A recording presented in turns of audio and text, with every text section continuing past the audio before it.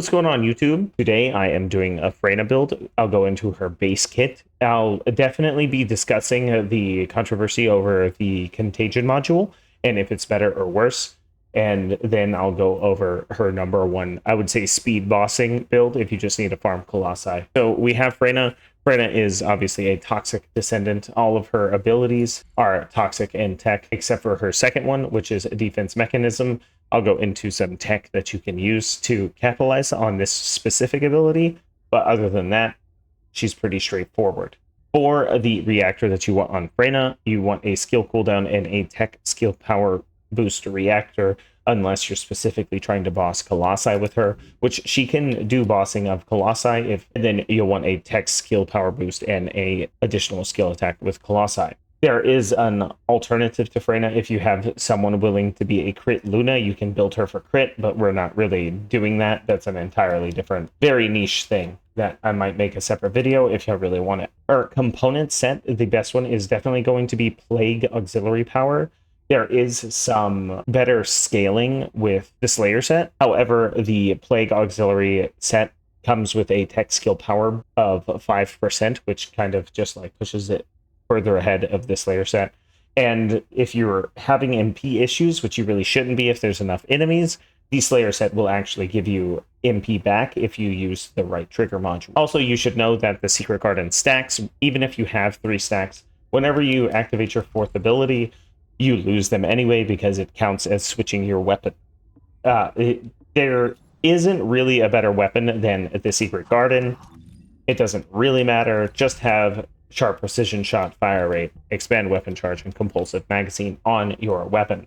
But when you're doing ad clearing and you don't need to fight an elite, you get to just spam the abilities, and these abilities will go well with the Secret Garden if you mount the Secret Garden. As far as the weapon, there is no other better mounted weapon than the Secret Garden for Freyna.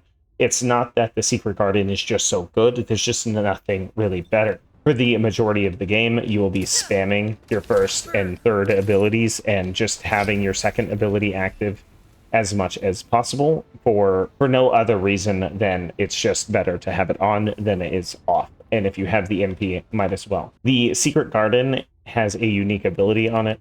It is pest control. Whenever you activate a tech ability, you get a 50% chance to trigger pest control, which gives you, at max stacks, this will equal 37%. Because 2 stacks of 16 plus 1 stack of 5. Then I recommend having a second tactical rifle as your primary, just because you're not going to be shooting enemies with the Secret Garden. You're going to have to use it as a stat stick. The Secret Garden, specifically the stat stick used on Freyna, you're going to want a fire rate up, a expand weapon charge, a compulsive magazine, because it gives you the most rounds, and sharp precision shot. Sharp precision shot will give you a little bit of fire rate, so you don't have to put duration on Freyna. This is all for her 4th ability. Her 4th ability does get affected by rolls and modules on your gun. You do not have to core the Secret Garden if you don't want to. However, on the Secret Garden, the only roll that actually matters is the rounds per magazine. If you get it to 12%, you can have 1 extra round in there. Her thing maxes out at 90 rounds, unless you get a component set with extra rounds on it, but then you lose too much damage. Her passive, Contagion links. Freyna is a complex character in the sense that she has a lot of damage over time abilities and a lot of things that multi-stack. The first thing on her Contagion links is going to be Room 0 Trauma. Whenever you inflict an enemy with Room 0 Trauma, will look like the little X symbol to the far left of the red bar. When an enemy dies with Room 0 Trauma, they have a 50% chance of spawning a toxic puddle, and the toxic puddle underneath that will then give everyone else Room 0 Trauma. They have to come and step into it to get Room 0 Trauma. The reason I'm being so thorough on these explanations is because of how Contagion works, which we will definitely get into. Watch your feet. So you saw those enemies die, but they did not create a puddle. If they do die and create a puddle, in order for enemies to get afflicted by Room 0 Trauma, they have to stand in the puddle. If an enemy is near enough, they get afflicted with Toxic Reaction.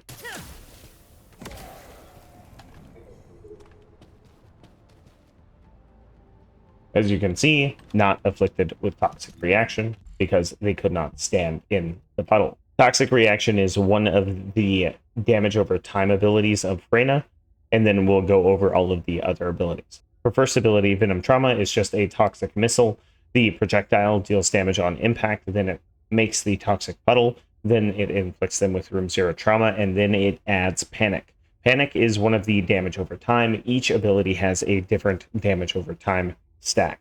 There is Panic, Despair, Decay, and Nightmare. These are all 4 of the damage over time abilities, and this gives you a lot of damage potential in her build for enemies specifically standing inside of the puddle. The 4th damage over time ability is what spreads, and if we use the 2nd ability, we get Despair. However, they do have to attack you and hit you to activate Despair. How defense mechanism her 2nd ability works is that it gives you plague body armor, which gives you a defense increase. The defense increase prevents all non-attribute damage. The defense increase decreases the amount of damage that all non-attribute damage is dealt to your descendant. This does not stop elemental abilities or abilities that have sort of 2 in the mix, and it is just armor. As you can see, does not affect anyone unless they do damage to you. Then the 3rd ability, Putrid Venom. This is another puddle that deals damage with the swamp, deals damage with decay, and it deals room 0 trauma. You can only stack 1 tick of room 0 trauma on an enemy, and although both puddles are on, only one of the abilities spread. You do not get all 4 of them unless, of course, they are inside of the puddle itself. And then the last ability, Venom Baptism. This is the ability that you're going to use to actually get some like heavy damage in. And you can see that it inflicts Nightmare on the other enemies. It is important to note that the highest skill power damage of the abilities is the one that will be affected. So only one of the abilities gives it to you unless they're standing in the puddle. So the way that Freyna stacks up her damage over time is to just inflict all of the abilities on the enemy at the same time. You can see them all refreshing here at the top. And this is the version of Freyna that a lot of people prefer because it just deals a ton of dot damage. So the build that I think is best for Freyna in this circumstance is going to be non-crit, is going to be the most quintessential part of her build, so don't try to stack crit on her because she has a base crit of 5%. Unless you have a Luna and it's a different video. You're going to try to max out cooldown, however, power increase is going to give you more damage than maxing out your cooldown. So power increase over focus on toxic is better in this case, simply because of scaling. Power increase comes from a different boost. So base skill power boost ratio, this 65% of this 86 is coming from that one module. This 65% multiplies the toxic skill power. So if you had focus on toxic on here instead of power increase, you would get 1.9 instead of getting 0.65 times 1.2 into your damage stack. It's very important that power increase is on your build. And then focus on tech for the tech skill modifier, and then tech amplification for the tech modifier, and toxic skill power because you just don't have anything else to put on. You're definitely going to want to max out the range of your capabilities, whether you run Contagion or not, which I'll go into Contagion in a little bit, but skill expansion and maximize range. Yes, the skill power modifier lowers your damage a little bit, but you really want the massive puddles to spawn. And then Nimble Fingers and MP conversion for cooldown, as is on every skill build. Then we have a choice between Decimator or Dangerous Ambush. Dangerous Ambush will actually net you more damage than Decimator by about 6%, but Dangerous Ambush isn't going to be used unless you're not in solo play. You need to be fighting with teammates so that the enemies aren't always targeting you.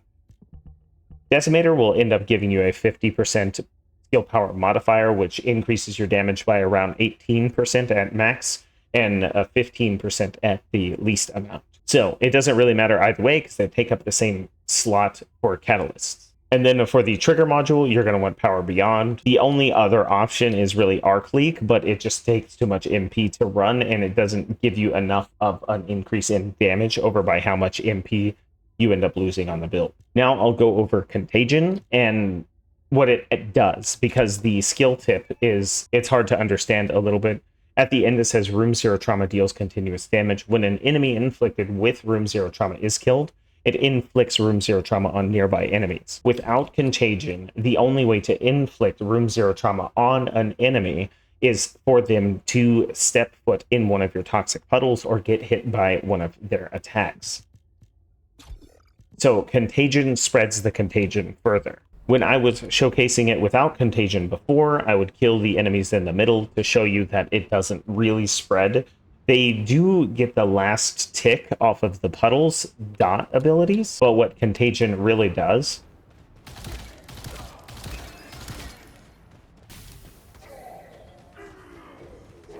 is it just makes the spread very, very dangerous for the enemy. So any enemy with a room 0 trauma spread is going to just kill every enemy with room 0 trauma. That's the benefit of Contagion.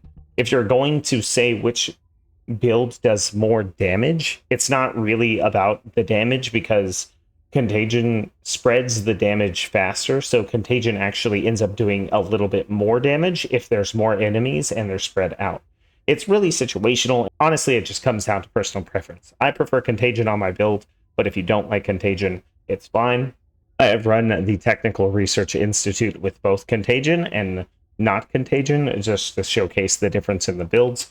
But really, it's only that module. And for both of those, I was running Decimator, and I was running it solo, just so that you could see the full iteration of the ability. The second build is a Venom Injection build. What Venom Injection does is it replaces your second ability with something that drains your MP and HP to a point where you get a Toxic Sense. Toxic Sense increases the amount of damage you do and decreases the enemy's toxic skill resistance with Corrosion, which this is mainly for her fourth ability, and I'll showcase how it works with Gluttony. So right now I have no abilities. You would activate Venom Injection. If I did not have Overwhelming Shield on this build, it would be taking my HP. But because I have Overwhelming Shield, it's not taking anything.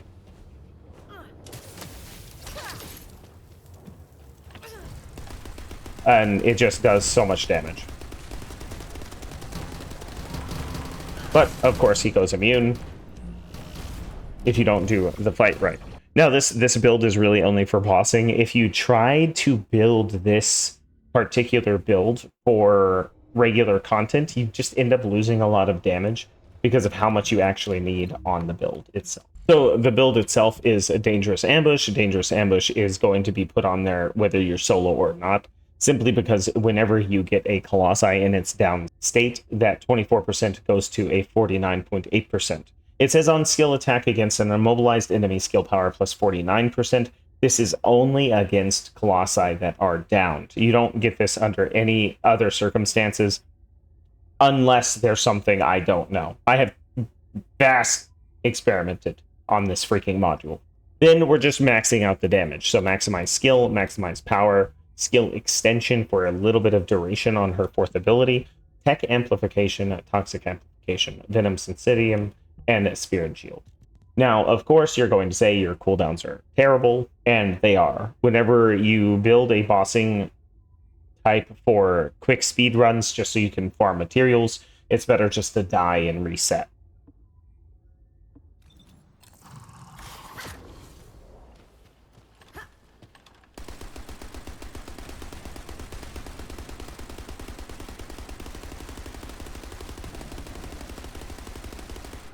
So a full round of this on Gluttony does 50 million damage, and you can see massive cooldowns. So in this case, if you want to reset your cooldowns, it's faster to die. Now, something you can do with this build, instead of going for cooldown in the arc tuning tree, which is what I will do in a little bit, is you can replace Decimator with Multi-Talented. And whenever you max out your cooldown going from 87 to 90, you can get an extra 10 seconds off your cooldown. But you have to employ some tech to do it.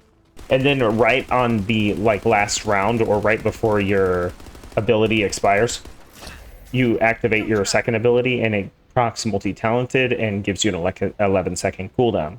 This is like tech to just spam your ult and become a Freyna that just shoots her ultimate and doesn't even worry about the first and third ability. Although you can still spam them in the 11 seconds it takes to get your ultimate back. This is a really fun way to play Freyna, and honestly, this is a little bit more fun. And even if you don't want to do that and you want to max out your cooldown, you can actually change the plague set, switch a little bit more damage, and you can change it to a 2-piece hunter set and a 2-piece shell crusher set, and that will give you 90% cooldown on your fourth ability and more fire rate, so you can empty out your fourth ability faster. 5% fire rate doesn't sound like a lot, but it scales exponentially, blah blah blah. It's a whole separate video. And this is just all of the Freyna tech and abilities. For Freyna's arc tuning, I recommend this for all the general stuff that you would end up doing with Freyna. You're going to want the enhanced skill cooldown regardless of what you do, unless you go with the multi-talented Freyna, which is a separate entity. And I was doing all of those tests without the enhanced additional Colossi attack on the skill tuning tree. So that plus, 40%.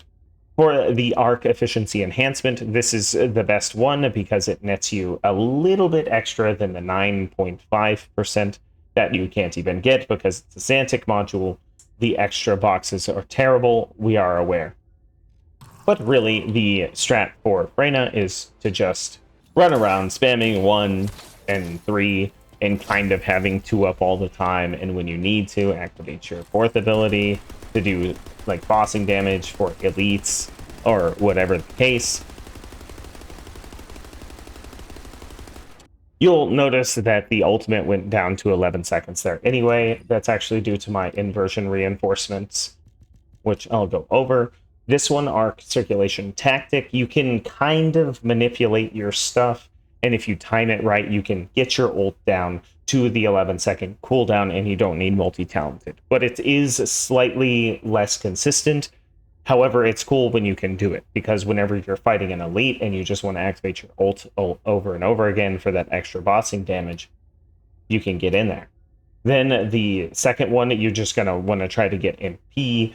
This is just in case. Sometimes you get it. It's a little inconsistent, but there's not really anything better than the MP. And then focus fire rounds, I have this on my firearm for whenever you need firearm damage. You'll need it for the arc shields and stuff like that. I have fire rounds because I have Greg's, and I have fire enhancement on my Greg's. It's not, The reason I have Greg's is because you can max out the fire rate, and it is very good at ad clearing, and there's not really I just don't have anything better for a tactical rifle than Greg's. I have the Secret Garden and Greg's. That's it. Right, and then I'll do Greg's in a separate video, but, it's a good secondary to have in your back pocket. Just make sure you try to maximize your skill cooldowns, and Plague, Auxiliary, Slayer, 2-piece Hunter, 2-piece Shell Crusher sets are the best components. You definitely want Secret Garden. Here is the build for Contagion. If you skipped the rest of the video, you can substitute Decimator with Dangerous Ambush, and you can take off Contagion if you want to focus on damage over time abilities over the spreading of Contagion. Either way, you'll have very similar clear times. I've tested multiple of times. Honestly, Contagion still wins more than it loses, if that makes sense.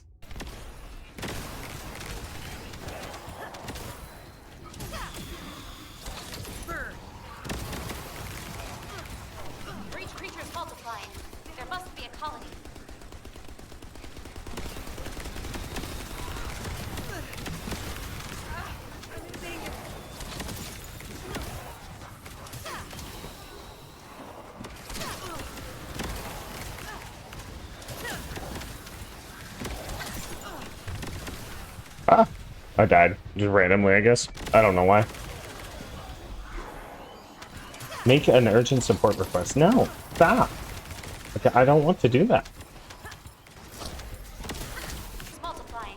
There must be a But if you're wondering if this is better than, if you're wondering if Freyna will ever be better than Innis, she will not. Freyna is the second best, I do believe, ad clear in AXION Plains. I wanted Bunny to be, like, third, but it's not. This is one of the few things that Freyna does better than... Freyna and Innis do better than Serena. melt away. Descendant, destroy this tactical objective. Please confirm.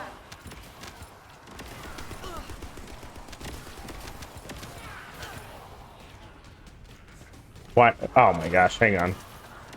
I'm losing service for some reason. Lag.